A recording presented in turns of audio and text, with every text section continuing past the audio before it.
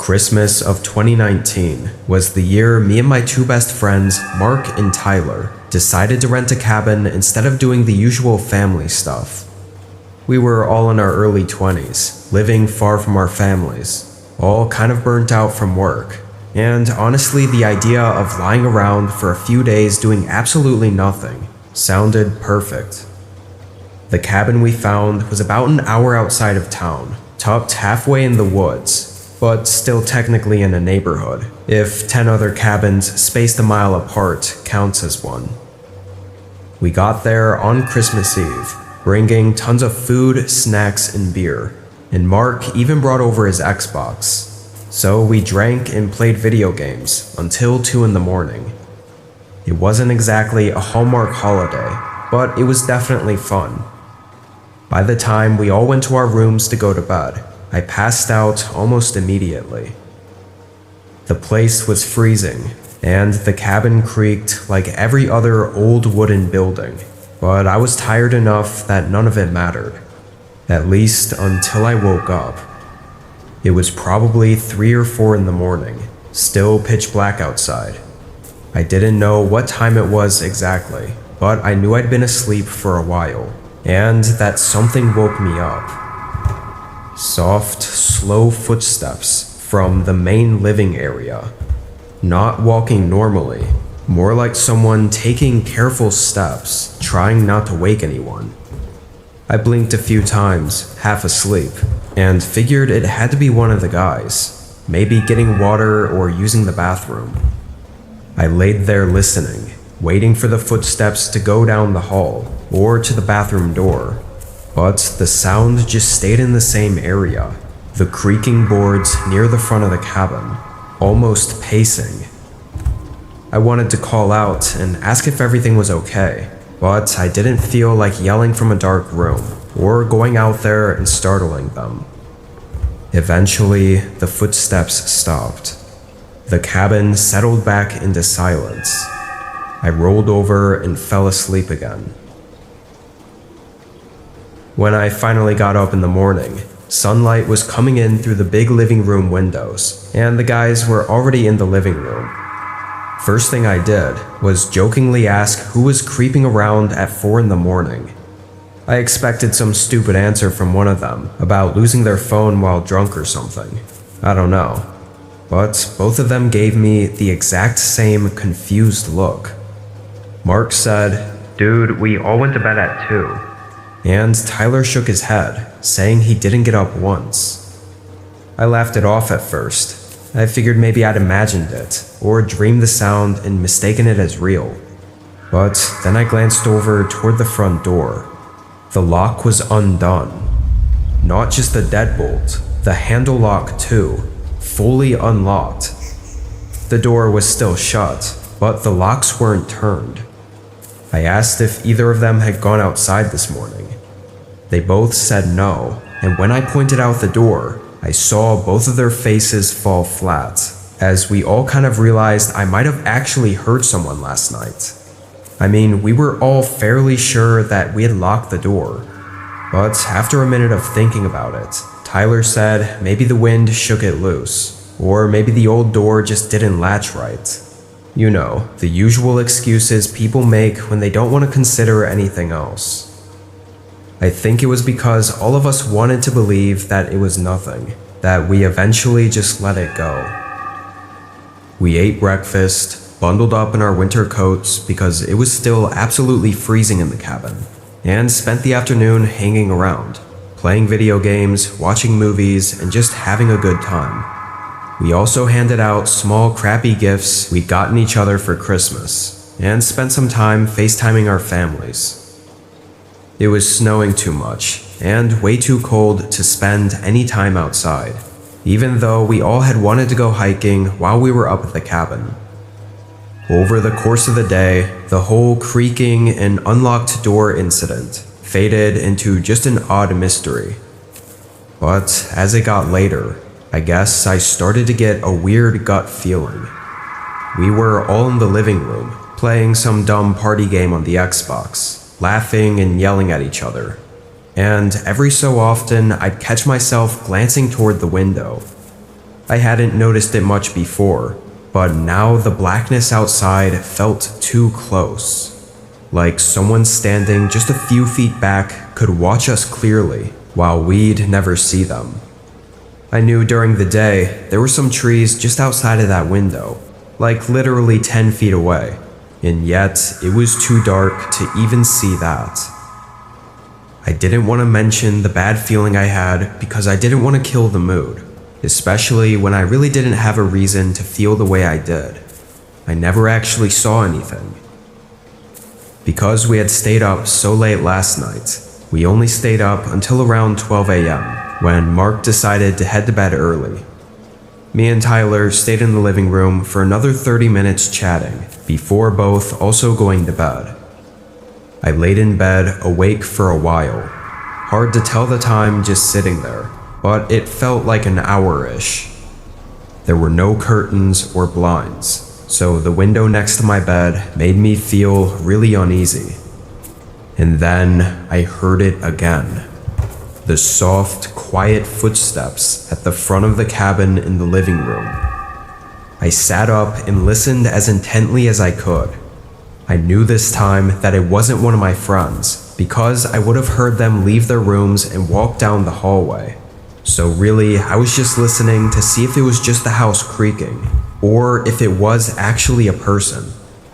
And after a while of listening, I was absolutely sure that what I was hearing were footsteps, and with whoever it was just pacing around the room, I finally decided to get up and maybe try confronting them. But as I walked over to the bedroom door, suddenly the footsteps moved from the living room to the hallway. They got closer and closer, walking all the way down, passing by my door, and going toward what I think was Mark's room. And then it was quiet. I didn't hear anything for several long seconds. I very quietly grabbed the door handle and pushed my door open just slightly enough to peek out into the hallway, not making a sound.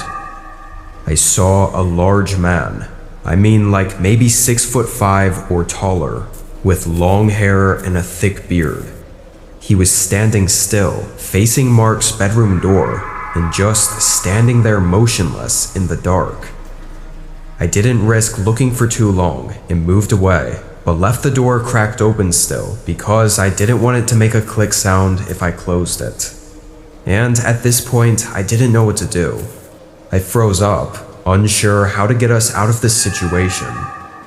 But just 20 seconds later, I heard a slight creak in the hallway, and before I could even react, my door was suddenly pushed open. The man stood in the doorway, staring at me with wide open eyes and an emotionless face. I yelled at the top of my lungs, and the dude didn't even flinch. Before I knew it, Mark and Tyler came running out of their rooms, and I couldn't see much, but Tyler immediately saw the guy and tried to stop him. But this dude was huge, and basically just slammed Tyler against the wall and threw him to the floor. And Mark was probably just frozen still after seeing that. But then the guy ran off, didn't try fighting all of us.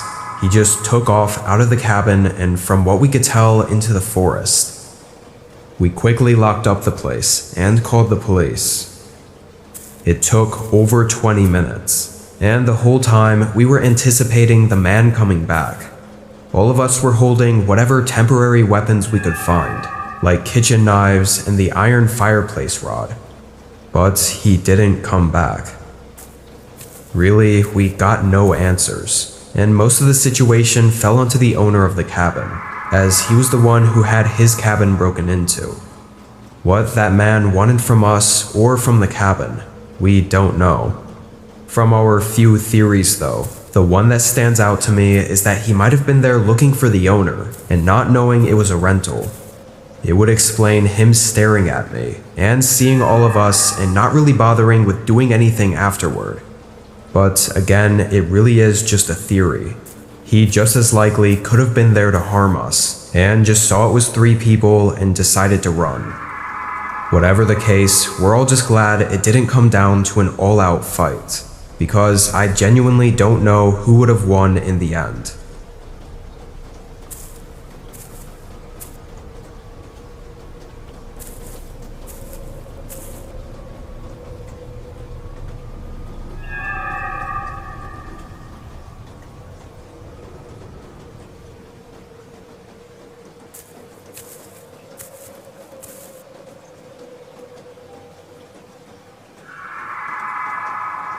This happened in winter, right around Christmas time. I live with my girlfriend, who I'll name as Sarah, and being that we lived pretty far from our families, we almost always went on road trips around the holidays. This year, we were going to Sarah's family's home for Christmas. The drive was just under 11 hours. Usually this drive wasn't too bad, but maybe we just gotten lucky the years before. We packed and shoved all our bags and suitcases into the trunk, then left for the road trip on Christmas Eve, hoping to make it there at night and have all of Christmas Day with her family. First couple of hours were quiet. Think a lot of people had already done their driving for the holiday, so the roads weren't crowded. Eventually, I pulled off at a small gas station to top off the tank and just take a break for a minute before continuing the drive. There wasn't a single other car there. Sarah waited inside the car with the heat on, while I ran inside to pay for the gas and grab us some drinks. The wind was harsh and cold, and the lot hadn't been plowed yet, so there was basically half a foot of snow I had to run through just to get up to the building. I opened the door and walked in, and right away I noticed how quiet it was. I didn't see anyone. I looked around for a second, but figured they were probably in the back or something, and would come out once I was ready. I grabbed a couple of drinks and walked up to the counter, but nobody came up. I called out hello and tried just peeking into the back room, but I didn't see anyone, or even hear anyone. I think the place was actually empty, even though the doors were unlocked and the lights were on. It was strange, but after a couple of minutes, I just put the drinks away and went back outside to hopefully at least be able to use the gas pump. As soon as I stepped out, I saw a guy standing at my girlfriend's window. Looked like he was trying to talk to her, knocking on the window and looking in. He was bundled up in heavy winter clothing, so aside from what he was wearing, I couldn't get a good look at him. I started hurrying over, but as soon as he saw me, he backed up and started quickly walking away. I got up to the car and watched as he continued walking down to the road. He clearly wasn't the missing worker at the gas station, so now I was even more concerned. I got in and asked Sarah what that guy was doing. She seemed a little flustered. She said he came up out of nowhere as soon as I walked in, and all the guy was saying was to roll down the window, constantly knocking on it. He didn't say why or really anything else. Obviously, she found it very creepy and had a bad feeling about it, so she kept the doors and windows locked and didn't respond to him. I didn't even bother staying. I turned on the car and drove out of there, hoping we'd reach another gas station along the way. That place just had an unnerving feeling to it, and neither of us wanted to be there a second longer. Unfortunately, because of that whole thing, we ended up having to take a detour to a different gas station, because along our main route, the next one was too far, and would have risked us running out of fuel in the middle of nowhere and in the freezing cold. And it became pretty clear that things were not going to work out the way we wanted. With the detour and the snow slowing us down, we were way behind. It was well into the night already, and we were still 4 hours away. Both of us were tired and figured we could stop at a cheap motel to sleep at for a few hours and just arrive at the house early on Christmas morning instead. Sarah called her family to let them know, and I found a motel just on the side of the highway, a few miles down. The 24/7 motel sign was still on, but the parking lot was empty. I mean, Christmas Eve night is an odd one to spend at a motel. I pulled in and walked up to the door, feeling relieved to see a clerk inside. I got a small room for the night and headed back out to get our travel bags and get us into the room. We were exhausted and pretty much passed out within 30 minutes of getting inside. I set an alarm for 2 a.m. so that we could get up and make it to our family's house by 6 a.m. I think both of us slept like rocks. I never woke up once during the 5-ish hours we were sleeping. When my alarm went off, I groggily got up, not even wanting to get out of bed. I let Sarah sleep in for a bit while I packed what little we had, then went outside and tossed all the stuff in the back seat. It still looked like nobody else had come by the motel at night. It was incredibly cold, and the wind was awful. It wasn't even snowing that hard, but the wind was blowing all the snow dust up from the ground, making it hard to see. I ran back in and told Sarah it was time to go, then headed back to the front of the building to check us out of the room. I walked into the small office room where the clerk was, but they weren't there. I stood still for a moment, feeling the deja vu of what had happened at the gas station, but this time, obviously, I had seen them earlier. I took a few more steps closer to the desk and again called out, but still nobody was there. However, I saw a bunch of papers all over the floor behind the desk. It looked like the worker had left in a hurry. I felt this really bad feeling start coming over me as I backed away and ran back out to get Sarah. I sprinted down the row of room doors, opening ours and telling Sarah we had to leave right now. She hurried out and into the car while I grabbed what was left, and then also got in. I noticed my hands were shaking as I turned it on, and was just barely able to get the car going through the snow-covered parking lot. It was as I was pulling back onto the highway that I passed the side of the building and just caught sight of a man on the side of it. Even from that quick glimpse, I saw it was the same guy from the gas station, same winter coat and everything. Knowing something was definitely wrong, I got onto the highway and Sarah called 911. We met officers at a gas station 15 minutes away. And this is where it got a lot more disturbing and creepy. One of the officers brought up how impossible it was that the random guy could have been following us without us noticing. And sure enough, he found a tracker stuck right under the back wheel well on our car. The guy must have stuck it there when he went up to our car at the gas station. It took over an hour for separate officers to go to the gas station and the motel, and me and Sarah went pale when they reported back that both workers were confirmed missing. So obviously this guy that was following us had something to do with it. My guess is that he had done something to the worker at the gas station before we arrived, and then when I got there, maybe he thought I saw something that I shouldn't have. So he followed us to probably get rid of us too. Can't say for sure, because they never found the guy. Only evidence was a blurry image from a gas station CCTV camera. It definitely was the most unsettling way to spend our Christmas morning. And really, we were thinking about it for the entire holiday week, but ultimately, that seemed to be the end of it. After that week, we got no updates on anything.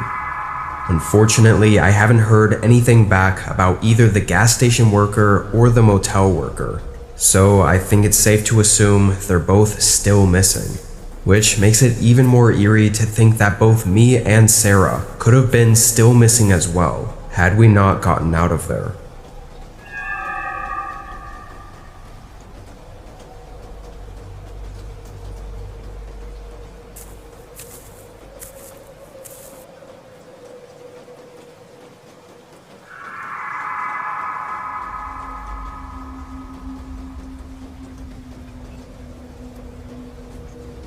This was 2016. Because of my work and where my family lived, and a bunch of scheduling things, this was one of the few times I spent Christmas alone. I had a nice, small house in a good neighborhood, and although being alone on the holiday wasn't great, I still enjoyed the day, either just staying in watching Christmas movies or going for walks around the neighborhood if the weather was decent. That year, Christmas Day started calm. I woke up to quiet snow falling outside, not a full storm yet. I made coffee, put Home Alone on in the background, and ate breakfast on the couch. It was honestly kind of nice. Around noon, the snow started picking up a little, but nowhere near blizzard levels. I decided to go for a quick walk anyway, before it was too late. The neighborhood had the whole holiday feeling to it, with lights on the houses, wreaths on the door, and no cars on the road. Just a calm, empty, quiet neighborhood. I only saw one other person on the whole walk, a guy shoveling his driveway 2 streets over. Other than that, it was quiet. When I got home though, the wind was starting to build, blowing snow in little spirals across the street. I figured the forecast had been right about the storm coming in the evening, but I didn't mind. I had food, blankets, and movies, so I was all set to stay in. The storm hit faster than expected. Around 5, it went from snowy to whiteout in under 30 minutes. The wind started shaking the windows. Not enough for me to worry, but enough to remind me that I probably shouldn't go outside again. And with all that noise outside, the house almost felt extra quiet. I made dinner and kept watching movies. By 8 though, the storm had gotten bad enough it was drowning out the TV. I could hear things thumping around outside, branches or maybe loose Christmas decorations. At the time, I didn't think too much of it. It was about an hour later, so around 9, when I heard the first knock. Not loud or frantic, just a single knock on the front door. Sharp enough to cut through the wind and definitely be a knock, not a thump like I'd been hearing. I froze on the couch. No one ever came to my door on Christmas, and no one should have been out in that weather anyway. I muted the TV and waited, listening. For a long moment, there was nothing but the storm. Then another knock, 3 this time. I got up and walked toward the door, but not close enough for anyone outside to be able to see me through the side window. I didn't say anything, didn't move the blinds either. I just listened. My door didn't have one of those holes you could look through. It just had the side windows, which of course if I looked through, then whoever was out there would also see me. I stood there until my nerves started catching up with me. I really couldn't hear much of anything over the storm, but whoever it was didn't knock again, and I figured I should probably just leave it. There was no way I was going to answer the door anyway. Eventually, I went back to the couch, still tense but trying to brush it off. I turned the movie back on, but it only took about 5 minutes for me to hear something else. I quickly paused the TV and listened. It was very faint, but sounded like something being dragged through the snow, slowly moving from the front door all the way around the house. I followed the sound with my eyes until it went up to the back door and stopped. There was no curtain or anything covering that door, so I was hesitant to even peer around the corner and look. But then there were those 3 knocks again. I almost couldn't believe it. I stood up and tried to slowly lean around the corner and look at the back door. Instantly, I saw a pair of eyes piercing in at me. It was so dark though, I could only barely see the man before I moved back out of sight. What the hell was he doing here? I felt this was enough to call 911, even if nothing else happened, because of how creepy this was. I got my phone and got on the line with an operator. I still stayed in the living room though, honestly just too scared to move and be seen by the man again. Something about the look in his eyes was horrifying. I think I was standing there on the phone for 2 to 3 minutes, when suddenly there was a slight scraping sound, and before I could even think of what it was, there was a sudden loud crash against the back door. I heard the glass shatter and parts of the door slamming and falling onto the floor. The wind instantly flooded the house and covered up any other sounds I could have heard. I assumed the man got inside the house, but I couldn't hear any footsteps or anything, and there was no way I was going to look over there. I quickly hid behind the couch. Not the best hiding spot, but I didn't know what else to do. The fact that I couldn't see anything and couldn't hear anything other than the heavy winds made the next 5 minutes excruciatingly anxious and tense. I knew the man had to be walking around looking for me, or maybe stealing stuff from my house, but I didn't dare try looking. And then, finally, I heard knocks at the front door and a police officer's voice call out through the wind. I got up and sprinted to the door, letting the officer in. But the man was already gone. There were wet shoe prints going throughout parts of the house. I don't know if he was looking for me or what, but it seemed like after breaking in and barely searching, he just left. His shoe prints in the snow went toward the field in the backyard and were covered up by the blizzard within minutes. Even after the police left, I didn't sleep.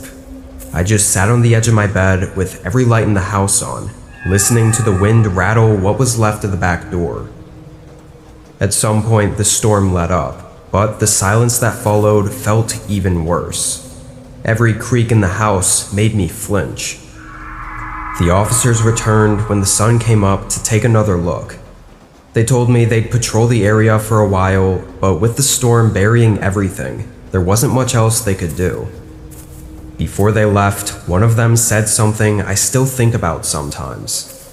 He told me that with storms like that, it wasn't uncommon for people to wander, looking for unlocked houses, knowing the blizzard would cover their traces.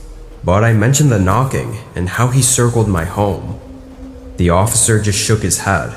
He said that some people test the doors first to see who answers, or if anyone does. So by not answering the first time, and then showing myself to him at the back door, if he was trying to find out whether I was alone, I basically gave him the answer. I never really realized how every small choice I made that night sort of led to what ended up happening. I just got insanely lucky that the man wasn't more determined to find me, because I can only imagine how things would have ended if he did.